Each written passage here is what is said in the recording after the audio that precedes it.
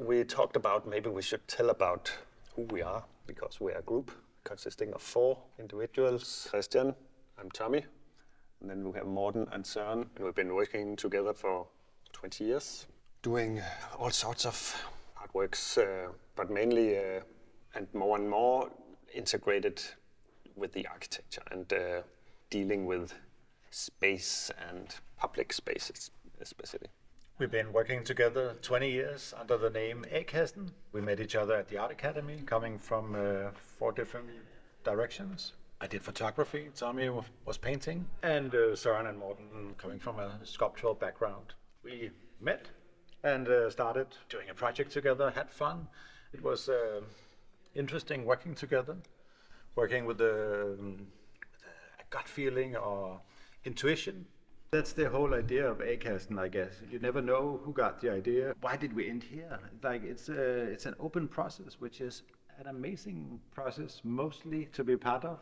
We all have a certain openness towards the idea. And from start on, when we met many years ago, that was the relief or the fantastic thing. You could throw something in the bowl and somebody would add another spice and you'll end up with a new dish. And then in the end, okay, who made this? So how did we end here?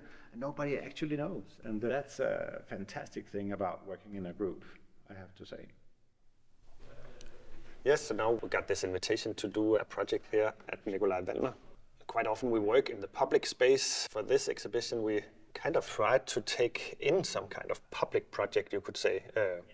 So this is called composition hostile.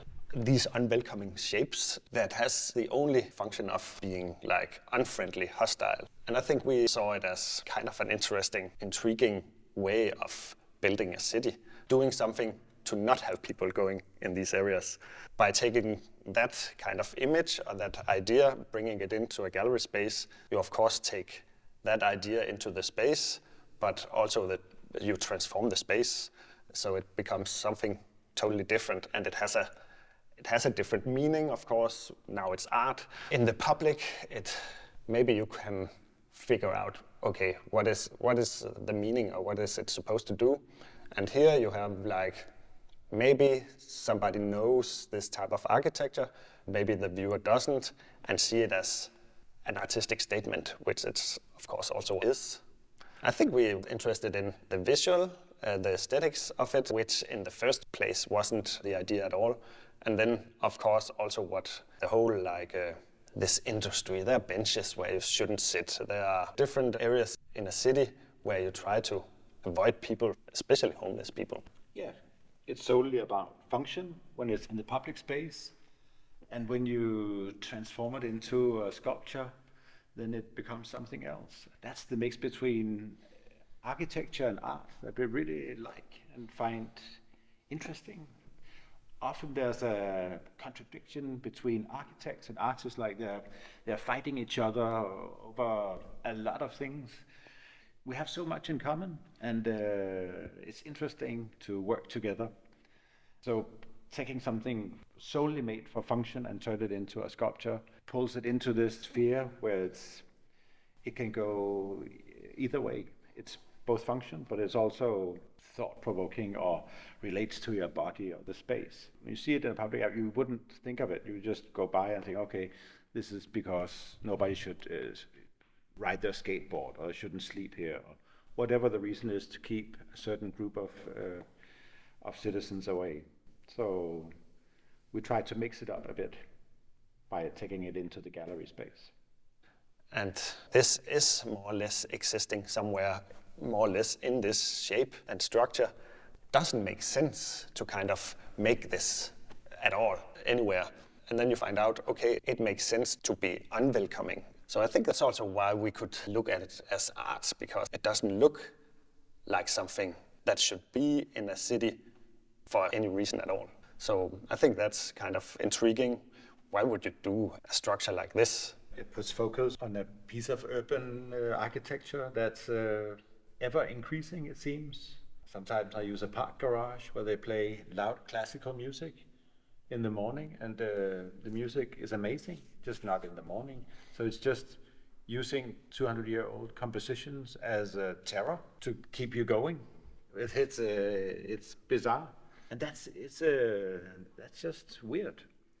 And another contradiction is like inviting a lot of people for an unwelcoming sculpture. It has this double side to it. So hopefully an audience will start looking at all these small places in mostly the urban architecture where somebody is being left out. But as you said, when you see it from this direction, then it's the percentage of your visual is concrete, and they all have different shape, and different colors.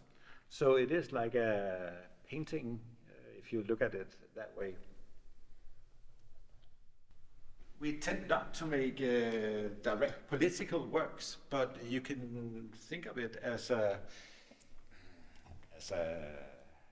way of commenting on how society is going. So many things are being negotiated at this moment. Where are we going as a society? And when you start doing this to your fellow citizens, what's next?